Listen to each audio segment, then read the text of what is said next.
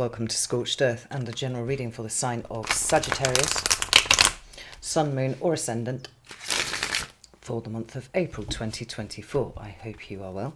I'm using the Tarot of the Abyss for you today. Before we begin, if the reading resonates with you and you'd like to go a little bit deeper, there will be an extended that you can access at the end. That is link number 1 in the description box. Second link in the description box is to my private community. That's the Order of the Phoenix over on the Circle platform. You can get access to all of the extended content for no extra cost beyond the membership fee. Hang out with an extraordinary group of people and come partake in the classes that we have running over there. So if that sounds like it might be something that you're of interest in, yeah, maybe. Oh, I'm not quite sure where I was going with that sentence. Anyway, you know what to do with that link. The third link is to 3-month overviews that I've done for each of the signs. They run, obviously, from April to June 2024.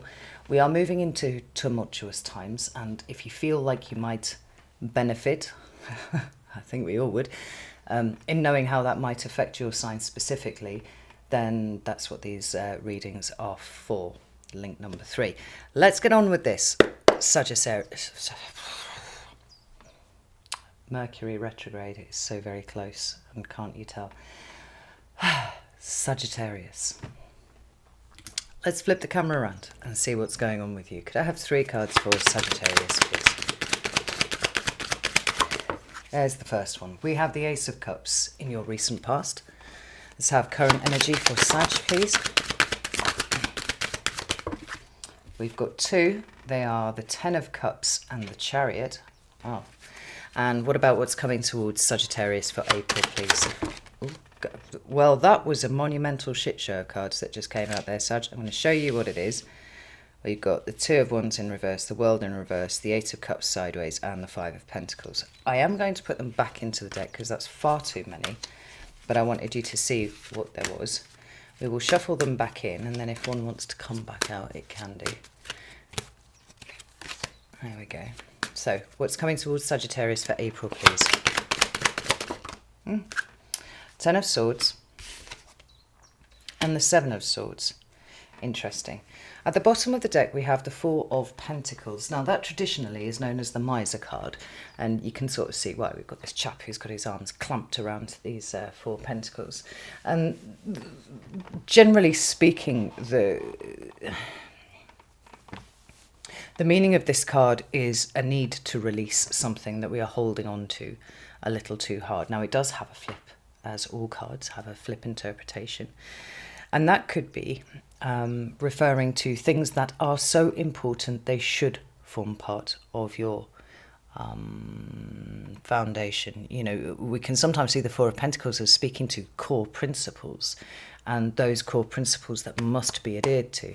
You know, in times of flux and change such as we find ourselves right now, we could definitely see how that would be something that would be important, because we don't want to throw the baby away with the bathwater. And whilst there are many things that are wrong with modern life, there are a lot of very good things too. And we just need to be able to discern which things are important enough that they get carried through to the new world and which things need to be left behind. Now, I'm going to pull up the Waite-Smith Centennial Edition here, give it a little shuffle, and we'll get some clarifiers out and see if we can put some meat on these bones. So tell me about the Ace of Cups, please. Ooh, Ace of Cups. We have the 9 of Swords. Oh, goodness me. 3 of Wands and the King of Pentacles. Tell me about the 10 of Cups. We have the Sun sideways. We have the 10 of Pentacles sideways.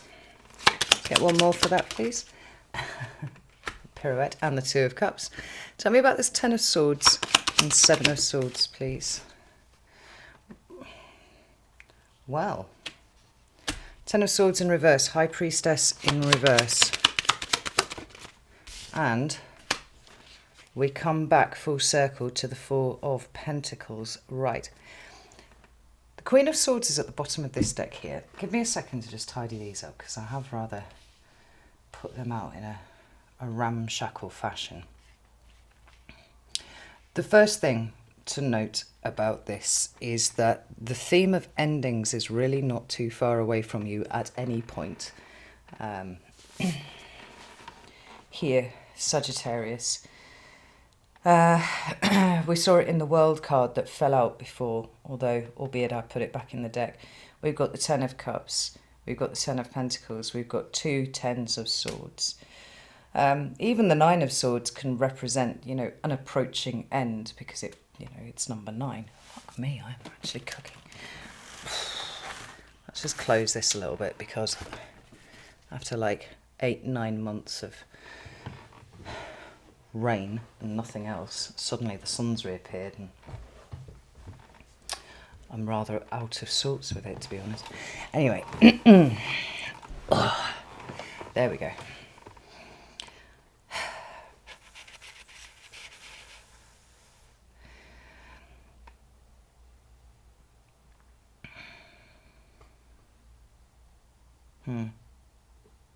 Yeah, I think that's all I'm going to say about that, right? But just to draw attention to the fact that endings are kind of circling.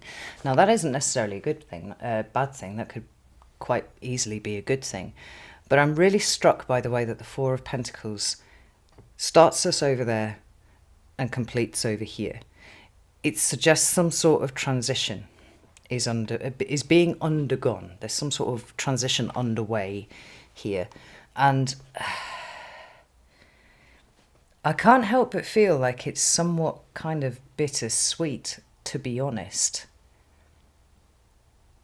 It feels quite complex as the energies of the month begin to play out. So let's start with your recent past anyway. We've got the Ace of Cups. It's a beautiful card. It's a card that indicates both forgiveness, compassion, empathy, you know, the good flow of emotions, all of those things that we, you know, really enjoy about good quality cups cards when they come out.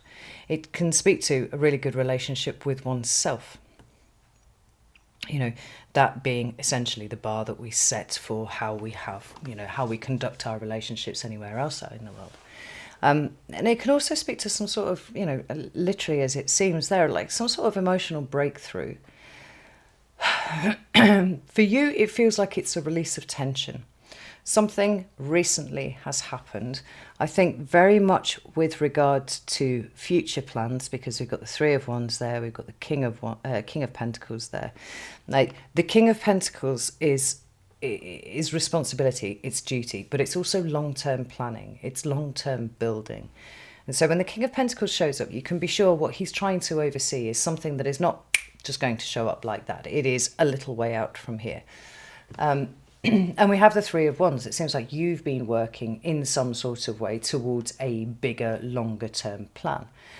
But there's been considerable anxiety around this. And I don't know if you've expressed this out loud or whether this is something that you kept to yourself, Sagittarius, but there's been some concern.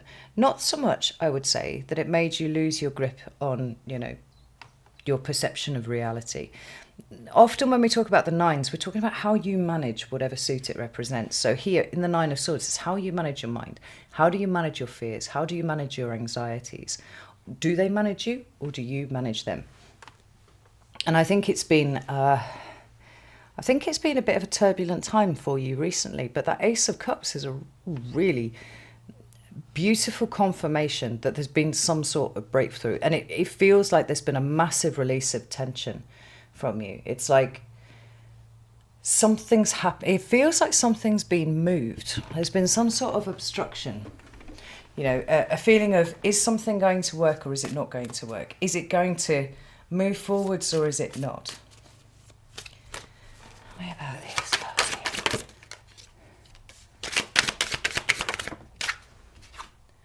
Nine of Pentacles. And the King of Pentacles, right? So, oh, fucking hell. And the Ten of Pentacles at the bottom of the deck. Just pop that to the side there. So there's things that you've been working on. There's been ways in which you've been trying to manage your resources, be they energetic or mental, right? Make sure that you're doing your bit, you're firing on all cylinders, but you're playing it more cautiously than perhaps Sagittarius might, right? Because there's a longer term plan here that you're working to. I would say that the fact that the Ten of Pentacles is there with the Nine of Pentacles is that this is something that involves more than just you. Right? There's something here that involves other people, whether it's your family members, whether it's friends, whether it's some sort of wider community. But there's a sense that there's been something that's been kind of brewing for a while, and it was a bit touch and go as to whether it was actually going to happen, and all of the restrictions have been moved. The dam is bursting. You feel good. You can start really focusing all of your attention on moving this forwards at a pace that feels much more of the nature of Sagittarius than, say, the nature of the King of Pentacles, but it still has that more wise presentation that we would associate with a king rather than a knight. Sometimes the knights can be guilty of not so much the Knight of Pentacles, but certainly the Knight of Wands and the Knight of Swords. They can be guilty of rushing, of being hasty about things. Not so with the kings. The kings are very measured in their actions and in their responses. So, for some of you, with that Ten of Pentacles being hit, that this could relate to a house. It could literally relate to some sort of building, some four walls, that you want to move to. So you're moving from one place to another, or you're getting the go-ahead to move from one place to another. The Ten of Pentacles can also represent business. Perhaps there's been some sort of business plan, business strategy that you've been wanting to pull off. Maybe it's been about getting a loan from the bank. This Ten of Pentacles is an amplification of the Pentacles in that regard. Wouldn't necessarily say it was a promotion or anything like that, because generally speaking, that would probably belong to the realm of the Page of Pentacles or maybe the Ace of Pentacles, right? Because both of them deal with potential to expand your resources, whereas this does actually seem to speak to an expansion of resources and something that you've been working on for quite a long time. That's really good. Now, when we move into your current energy, we see we've got the Ten of Cups and we've got the Chariot card. Now, that really does feel like full steam ahead. Whenever the Chariot card appears, there's a sense of a full steam ahead. And we've got now not just the Ten of Pentacles, but we also have the Ten of Cups. There is more than just you. There's a kind of family situation going on here, or a community situation. We've got lots of people showing up together, going in a particular direction. For some of you, it is actually moving house. It's literally moving house. And for some of you, it could be moving even farther away than just, within the same town or township or whatever. We could be talking about counties. We could be talking about states. There's a great sense of movement here. And it feels to me like it's something that you're really emotionally invested in. Like, this feels like it's really good for you, and it feels like it's really good for other people too. And you seem to be somewhat of the driving force behind it. Or maybe you want to be more of a driving force than you have been able to be, but there's been something that's been kind of keeping you in the background a little bit, trying to work on the plan and, keeping all of this under wraps. Where it starts to get a little bit interesting is this Sun and this Ten of Pentacles showing up sideways here. Now, I feel like it would be much more in keeping with what we've seen so far if that Ten of Pentacles, obviously, was the right way around, because we already have that here.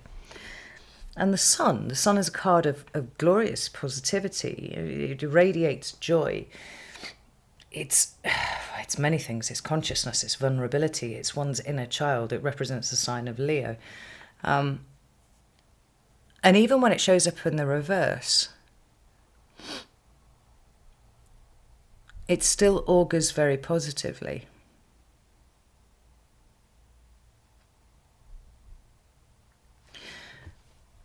But there's something bittersweet about the way that these cards are showing up. Now, we've talked about what the Ten of Pentacles means in the upright. When it's in the reverse, I mean, it talks of a breaking down. It talks of an instability. And it's not there, but it is on its side, which means that there's something here that's not quite as solid as we thought it was. Tell me about this Ten of Pentacles and Sun. We have the World card. Now, how that's happened when I am, oh, she says, was absolutely, so let's put that the right way around. I am generally fastidious about putting my cards back into the deck the right way around. And I do that so that when a card comes out reversed, there's actually a meaning behind it, right? You see, I'm going through the entire deck here. Aside from that one card, they're all in the upright. The reason why this feels significant to me was because when there was a whole glut of cards that came out right at the beginning of the reading from the Tarot of the Abyss, we saw that same World card reversed. Now, I'm not a mathematician by any stretch of the imagination, but the odds on that are not high.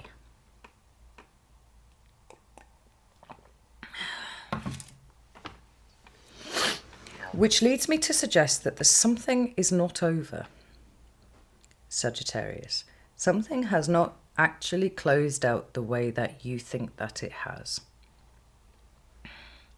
Now, this could be in relation to business, it could be in relation to your money, it could be in relation to your home, it could be in relation to your security generally, because the Ten of Pentacles does talk about security. And if you are in a relationship, I feel like this is part of a cycle that has not closed out for either of you yet. Like, in so much as the completion of this is something that you have to face together. If you're not in a relationship, then it's possible that the not end is something that relates to a relationship. Which can be of any sort. It doesn't have to be a sexual relationship. It can be a business partner relationship. It can be a family member. It can be a friend, you know. Tell me about these cards here. So we have the Hierophant and we have the Son of Swords, right? The Knight of Swords. The King of Swords, interestingly, is actually at the bottom of the deck here. So we have the King and the Queen, and we have the Sun, which is the Knight. And we also have the 9 and the 10 of Swords, twice, 7. The only one we're missing here is the 8, right? Now, what's really interesting about this is that 10 of Pentacles that we've seen under there, and we saw at the bottom of the deck, has that feeling of heritage and legacy about it in the same way that the Hierophant does. And in some respects, the Hierophant's actually exaggerated because it's a major arcana energy rather than minor arcana. And it usually speaks to the same sort of concept. So we have stability and security and knowledge that is passed down and remains relatively unchanged for a long time, right? So this sense of heritage and legacy that I'm often talking about with that is because something has stood for a long time and it is intended that it will continue. That lightning strike there, though,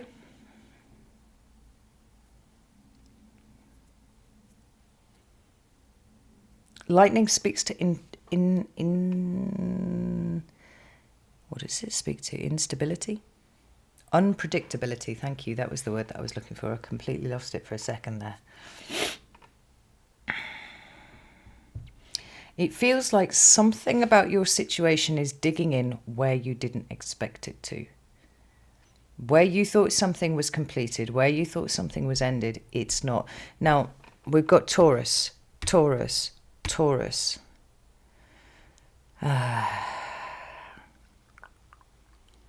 And it could be that what is shifting might be something that's shifting around the Jupiter-Uranus conjunction this is a Jupiter card as well, around about, I think it's the 20th of May, something like that. But there seems to be something that's kind of digging in here. Now, it could be that your plan isn't as good as you thought it was, right? It's not as solid as you thought it was. And this is why there's this, it's not over, you've got to kind of go back and do it again in some sort of way. But I feel like there's a message incoming.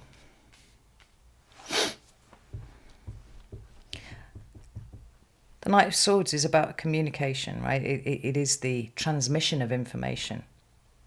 And on the transmission of information, there's a lightning strike that says it's not done, it's not closed out the way that we want it to, and, you know, there's something else that needs to be sorted out here. The sun's still present,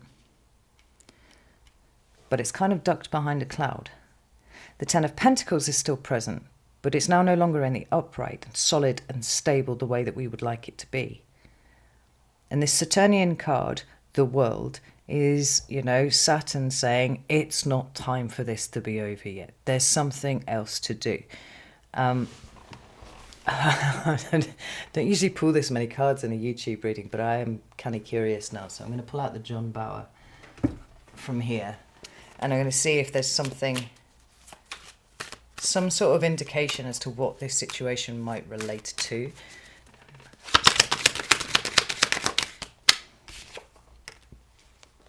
Queen of Pentacles, that's Capricorn energy. And we have the Ten of Pentacles and we have the Ace of Pentacles. Right. Triple Pentacles. We've got the Death card at the bottom of the deck there, right? Speaking to transformation, it's a Scorpio card. And one that relates to endings, but one that relates to endings through transformation. And what this is saying here is, I think there's too much of what was an old plan that an old version of you came up with, and there's a way in which you are being required to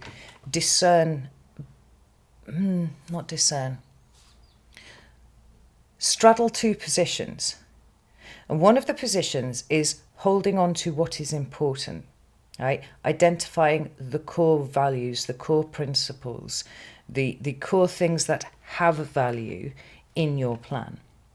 The other side of it is being agile enough to lean into what needs to change in order for you to start properly the way that you want to. Because we've got an ending and a beginning here. I mean, this takes the piss how many times the Ten of Pentacles is here. But it's in the upright here, and I like that. And I also like the fact that it's followed by the Ace of Pentacles, because that's how the cycle goes, right? This Queen of Pentacles here, this Capricorn energy here, it could relate to a Capricorn. It could relate to a Capricorn placement that you have, or a Taurus placement that you have. It could relate to matters around things that are ruled by Capricorn. So that's government.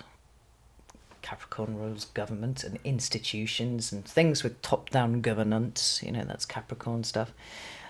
Things to do with Taurus, which is houses and property and land and food and resources generally, right? You put those two together, we've got some sort of longer-term plan as per both of those signs that needs reworking.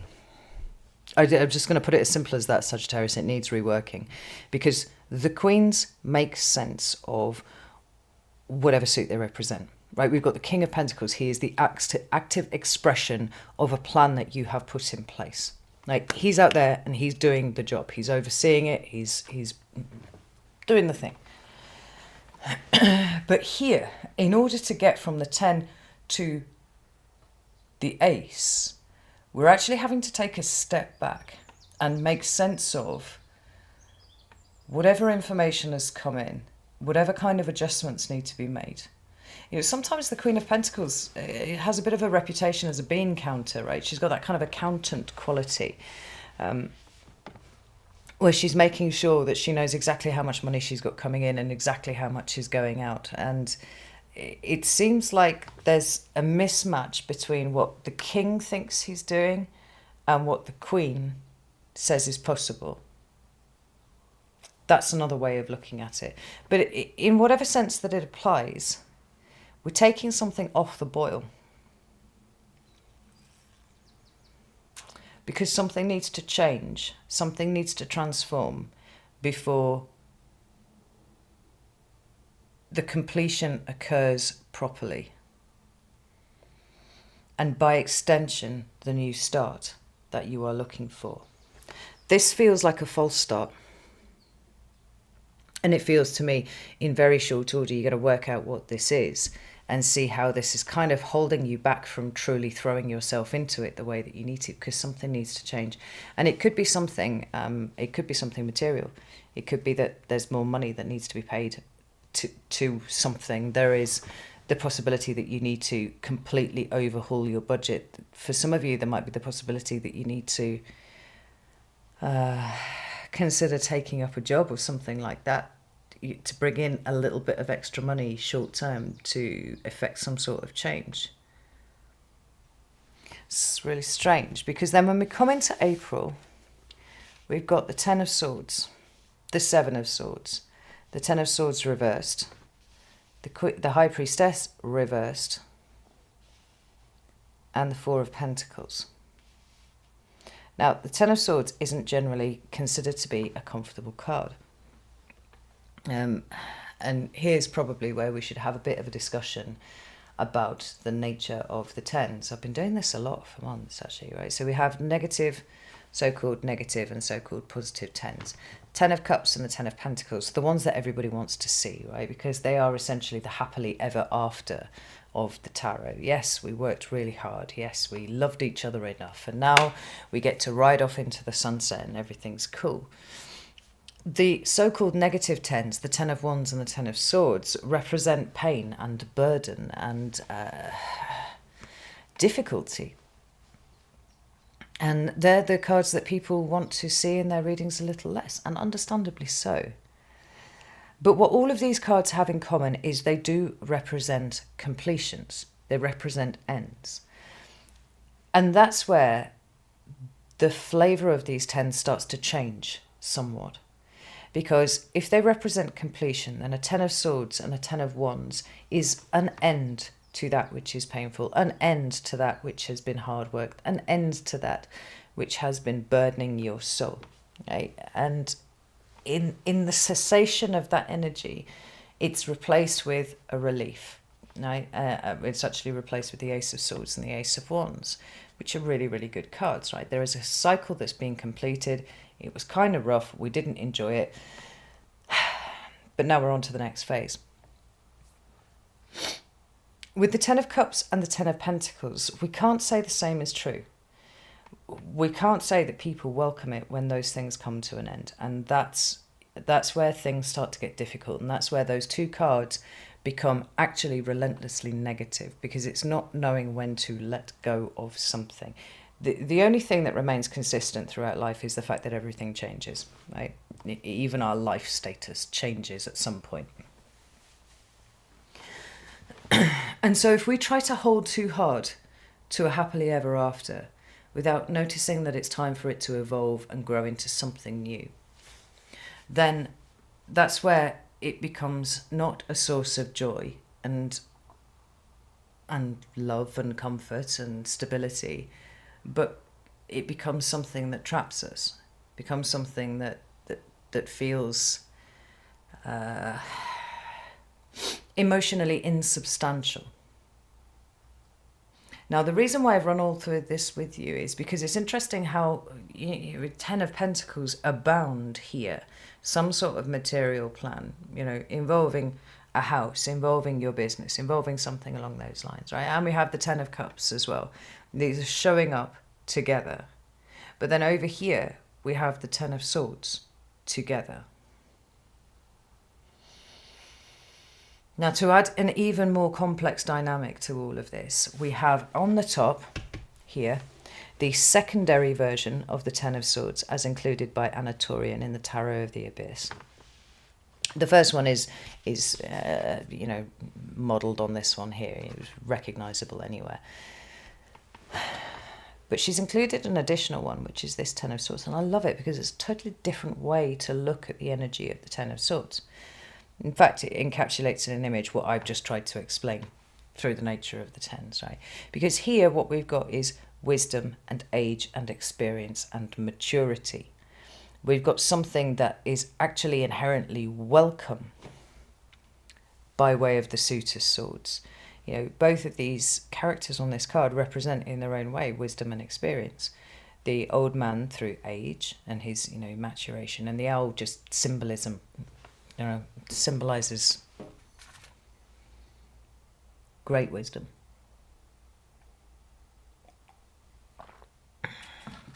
But the swords of the experiences, the swords of the thoughts, they're all there on the owl's feathers. And what I love is the fact that they're looking each other dead in the eye and neither of them are flinching away. There's nothing aggressive about that scene. It's just a meeting it head on. Saturn in Gemini, I think. Or it might be not. Might be something else. It's definitely a Gemini card though.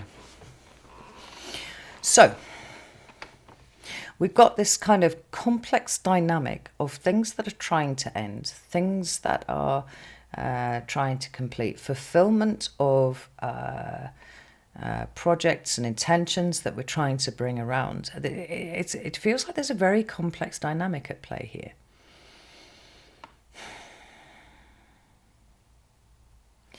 And I am wondering, for some of you, the Seven of Swords represents somebody who is, well, maybe this is the it's not over yet, right? Somebody in the wings who's kind of spying at what you're doing and not feeling terribly supportive, let's put it that way. We've got the Ten of Swords in reverse, which more often than not tends to actually refer to some sort of obstacle or delay to an end. Now, the fact that it's the same fucking card as these here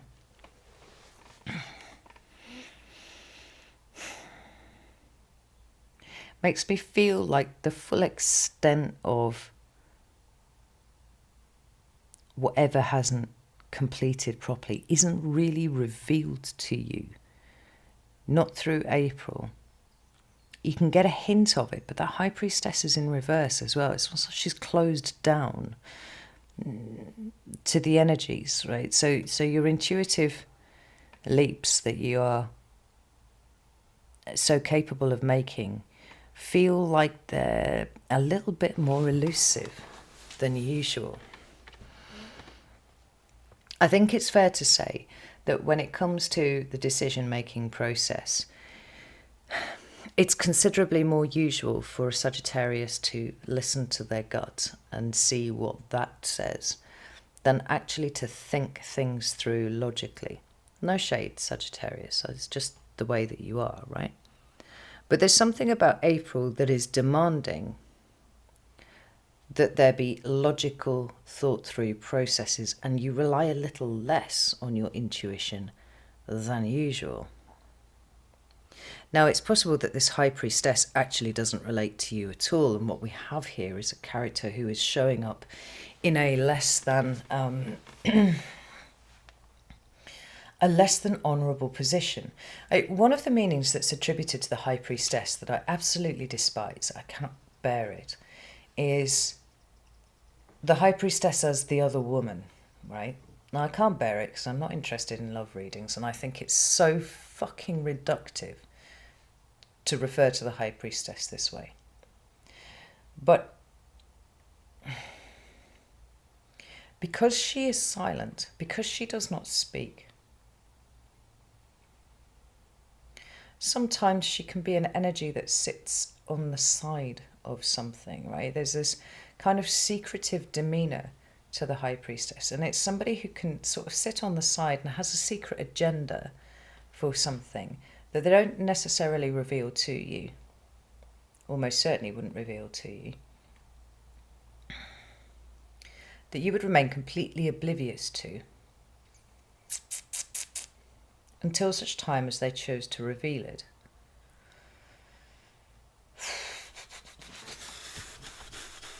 Tell me about this High Priestess, please.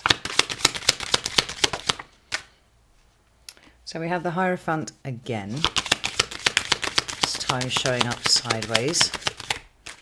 We have the Nine of Wands and we have the Nine of Cups. Now the Nine of Wands is your card. It's Moon in Sagittarius, if I remember rightly. And we have the Nine of Cups. The Wish Granted card. But both of these speaking to your internal state, right? So the Nine of Wands is about resilience, but it's also about boundaries. It's also about taking care of yourself inside and outside. And then the Nine of Cups is about how you manage your emotions. I just said the Nine of Wands often can speak to, you know, how you manage your actions, right? What it is that you actually do, the behaviors that you display, those kind of things, right? This Nine of Cups, how you manage your emotions. Just as we saw over here with the Nine of Wands. Do you notice how interesting you've got all of the nines? Got a boatload of tens, all of the nines. This is kind of testing you on some sort of level. And I'm not saying test as in pass, fail. I mean, it is challenging you on some sort of internal level as to what step you take next. I would say, just intuitively, that this is a month for keeping your head down, Sagittarius. I wouldn't be making too wild a move in any direction, because it seems to me like the whatever it is that isn't complete, that isn't over, that is going to resurface in some sort of way, is going to take some very clear thinking and some very clear communication in order to bring about, you know, that Ten of Swords actually feels to me like quite often as the result of chop wood, carry water. You know, it's about learning lessons and learning how to be a more responsible and mature being off the back of the lessons that we have learned. The Seven of Swords can be risk-taking, it can be strategy, it can be planning, and it could well be that you are being asked to be a little bit more strategic, you know, not to reveal all of your cards, because it feels like there's a funny feeling here. I notice that Hierophant is now on the turn. We've got the lightning strike over here, which gives that Hierophant a very different quality to the way that we would usually interpret it, right? That almost Uranian energy about it. There's an unpredictability about it, but there is also the nature of the Hierophant, which is slow and rigid and immovable and, you know, solid, stable, secure. And it's turning here. It's actually in the process of destabilizing, which is to say then that you aren't necessarily as secure as you think you are. Things aren't quite as straightforward as you thought they were. And this High Priestess in the middle is giving me the ick really hard.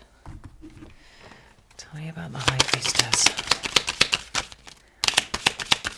Now, it could be because she's showing up in her reverse presentation that she might actually be revealing her hand. We've got the Three of Cups on one side, which is emotional support networks. We also have the King of Pentacles and we have the Two of Cups.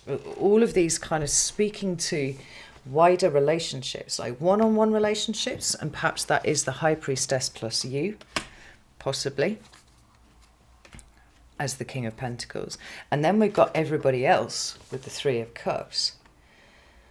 I don't know, it feels like there's fallout here, Sag, and you're going to have to swing between being very, very solid and then utilizing that incredible gift of the pivot to move through. But you are being asked to think very clearly and think very carefully about each of your next steps and not to be reactive. I think don't react is probably what I'm going to call this reading, because there's something kind of baity about this.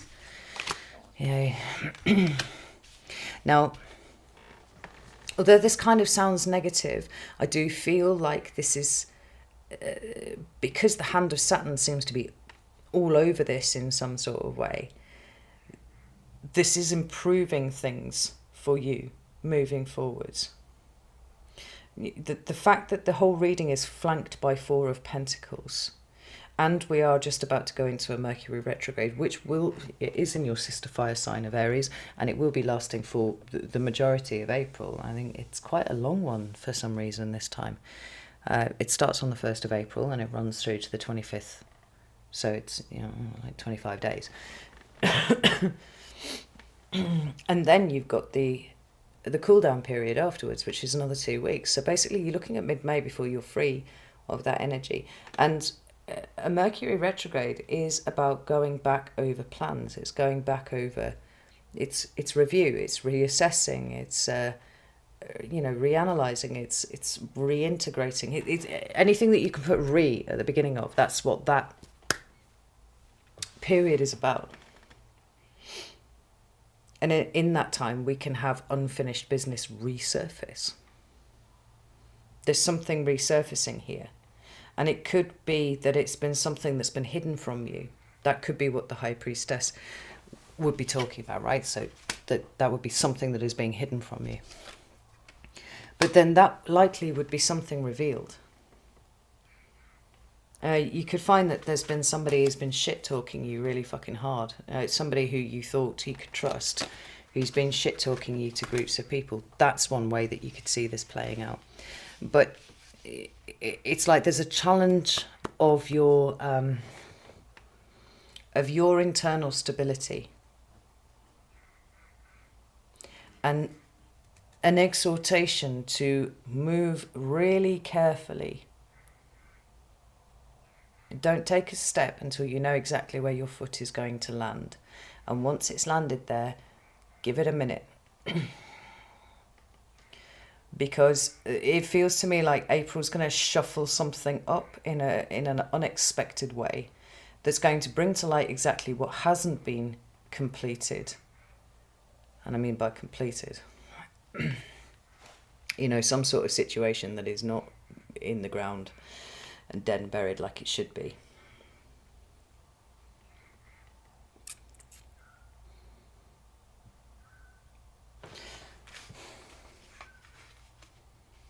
Very carefully, Sagittarius. Utilising what you've learned, utilising your self-discipline. Don't burn anything down. And where possible, at all points, detach from the emotions of the situation. I really do think that's probably the thing that's going to be the most useful for you. Yeah, okay. I'm going to leave it there and I'm going to go to the extended. I would love to see you over there if you would like to join me. You can do that either on Vimeo or on Circle. I'd be delighted to see you in either place. If not to worry, no problem. Just be on alert. I read something today, and I thought it was really honest. Somebody said they'd been trying very hard in all situations to be the classy adult in the room. And it's so interesting that I should have read that like literally an hour before I did this reading, because it really stuck in my head. I think that's what's required of you this month. The classy adult. Think first, then act. It won't always be that way around, but this month it very much is this way around. And if you want to tidy this up properly, I think you have to tread very carefully indeed. I'm going to leave it like that. All right, Sagittarius, know that I love you all very, very much, and I'll see you soon.